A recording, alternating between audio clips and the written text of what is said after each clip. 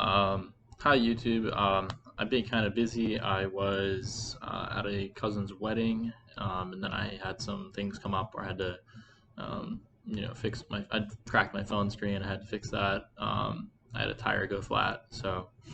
But I wanted to come back and give an update about the Dominion River Rock tournament. It was my first time going. I had mentioned a couple of videos ago how it's something I was really excited to go do. And now I've finally made it happen. I had a blast. I'd love to go back next year after a year of training and see if I can perform better and maybe make it to to the next round, to semifinals, to finals, all of that. But it was really fun. A little more expensive than I thought it would be, but I would do it again. So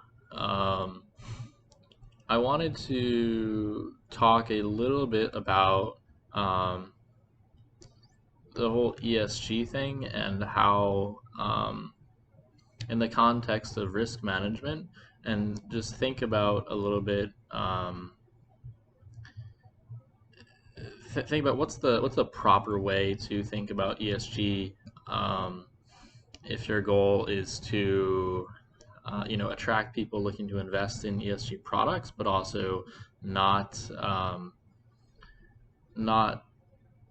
expose your investors to more risk than they should really be taking, right?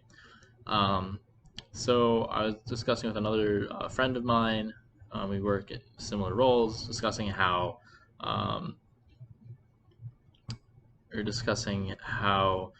the main issue with ESG is that, let's say you want to get an 11% return per year. If you have if you're trying to build an ESG portfolio to attract different types of investors, one of the issues is that you're generally going to be taking on more risk if you look for ESG products. And I feel like that would violate your fiduciary duty, right? You don't want to be trying to grow someone's money and take on excess risk. I think that's just not worth doing and ethically wrong.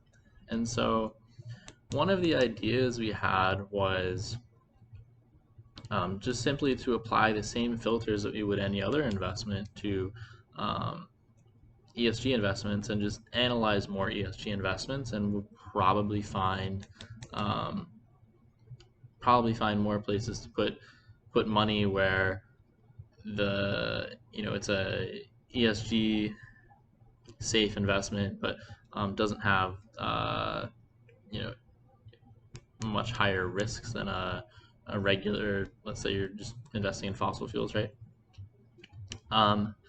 And so I think one solution is just spend more time scanning and doing quantitative analytics on things that are environmentally friendly or helpful to some social cause or what have you, right?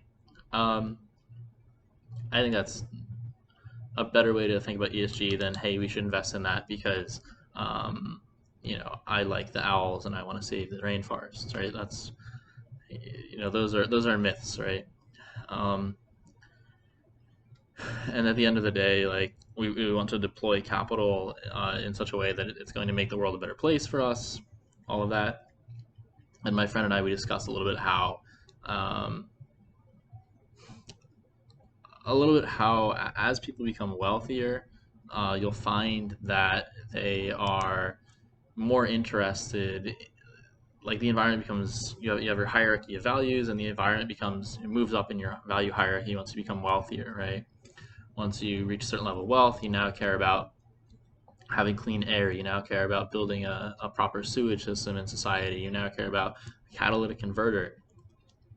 I think the right way to think about ESG is similar to that, right? Like, okay, we're making X percent per year.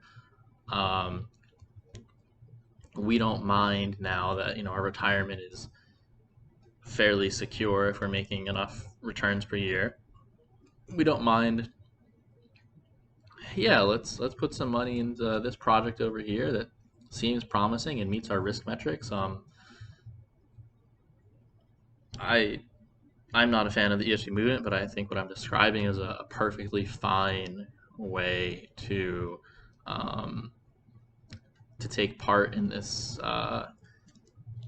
movement that we're seeing globally, and also not violate the fiduciary duty, making clients take an extra risk. So um, I'm trying to make a habit of this, posting videos, and clearly once it's a habit,